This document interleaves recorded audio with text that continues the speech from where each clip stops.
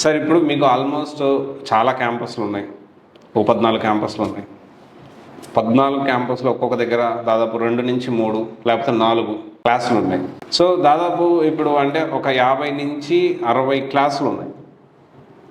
So మీరు అన్నట్టు మీరు చెప్పిన ఇంప్లిమెంటేషను, డైలీ టెస్టులు జరగడం, ప్యారలల్గా అంతా ఒకటే లెవెల్లో ఈ సిలబస్ అవ్వడము, ఇదంతా పాసిబిలిటీ ఉందంటారా? యాక్చువల్గా దాన్ని నేను అకాడమిక్ అడ్మినిస్ట్రేషన్ అంటాను.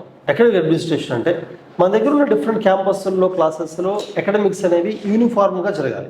ఓకే, దానికి ఏం చేస్తామంటే మనం క్యాంపస్ వైజ్గా ప్రిన్సిపల్స్ ఉంటారు, సబ్జెక్ట్ వైజ్గా హెచ్ఓడీస్ ఉంటారు. కెమిస్ట్రీ హెచ్ఓడి అని, ఫిజిక్స్ అని, బయాలజీ, మ్యాథమెటిక్స్ ఎవరీ క్యాంపస్కి ఉంటారా? ఉంటారు. అయితే ఈ campus principals and sub HODs రెగ్యులర్గా కోఆర్డినేట్ అవుతూ ఏదైతే ట్రాక్ షీట్ మనం తయారు చేసామో, అంటే సంవత్సరం మొత్తం ఏ రోజు ఏ టాపిక్ అవ్వాలి, ఏ వారం ఏ ఎగ్జామ్ జరగాలనేది, అది ఒక్కరోజు కొంచెం అటు ఇటు మిస్ అయినా కూడా నెక్స్ట్ డే దాన్ని బ్యాలెన్స్ చేసుకునేలాగా ముందుకెళ్తుంటారు అనమాట. ఓకే, ప్రతిరోజు అనుకున్నది జరుగుతూ ఉంటే ఓకే, 1 or 2 days కొంచెం అది స్లో అయినా ఏవైనా కూడా నెక్స్ట్ డే కొంచెం స్టడీ అవర్స్లోనే అరగంట ఎక్స్ట్రా టీచింగ్ టైం ఇచ్చి అది ఫినిష్ చేయడం జరుగుతుంది. అలాగే ఇలా జరుగుతున్నప్పుడు ఏమవుతుంది అంటే స్టూడెంట్స్ కొన్ని టాపిక్స్లో వీక్ అయిపోతారు, కొన్ని అర్థం కాకపోవచ్చు. ఫర్ ఎగ్జాంపుల్ మీరు అంటగా ఏదైనా ఒక పర్టికులర్ క్యాంపస్లో పర్టికులర్ క్లాస్లో ఒక ఫ్యాకల్టీ అర్థం కాకపోవచ్చు. అర్థం కాకపోతే వాళ్ళకి వీకెండ్ ఎగ్జామ్లో ఆ టాపిక్ మార్క్స్ తగ్గిపోతాయి. మార్క్స్ తగ్గితే వెంటనే నెక్స్ట్ వీకెండ్ ఏం చేస్తామంటే మేము అర్థం చేసుకుంటాం, ఓకే ఆ పర్టికులర్ క్లాస్కి వెళ్తున్న ఫ్యాకల్టీ చెప్పిన అర్థం వాళ్ళ పిల్లలకి. సో వాళ్ళ వరకు స్టడీ అవర్స్ ఎక్స్ట్రా క్లాస్ వేసి వేరే ఫ్యాకల్టీతో సేమ్ టాక్ మళ్ళీ చెప్పిస్తాం. ఎందుకంటే ఎక్కడా కూడా ఒక టాపిక్ అయినా వీక్ అవ్వకూడదు.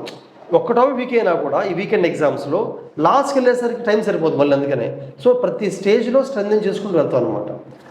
దాన్ని నేను అకాడమిక్ అడ్మినిస్ట్రేషన్ అంటాను అనమాట.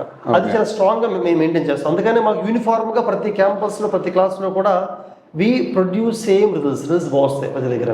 అలాగే ఫర్ ఎగ్జాంపుల్ ఇప్పుడు డైలీ ప్రాక్టీసెస్ పెడుతూ ఉంటాము. అంటే చాలా చిన్న ఎగ్జామ్ అది. డైలీ అంటే ఫర్ ఎగ్జాంపుల్ ఆ రోజు ఫిజిక్స్లో ఒక 5 క్వశ్చన్లు, మ్యాథ్స్ ఒక 5 క్వశ్చన్లు ఇలా ఇస్తుంటాం అనమాట.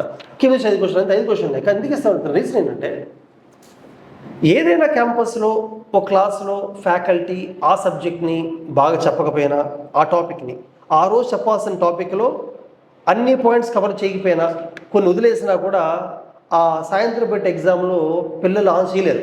మాకు అర్థమైపోతుంది ఫ్యాకల్టీ బాగా చెప్పలేదని చెప్పి. ఇప్పుడు ఎగ్జామ్ పెట్టడం వల్ల ఏమవుతుంది, ఫ్యాకల్టీ కూడా జాగ్రత్త పడతారు.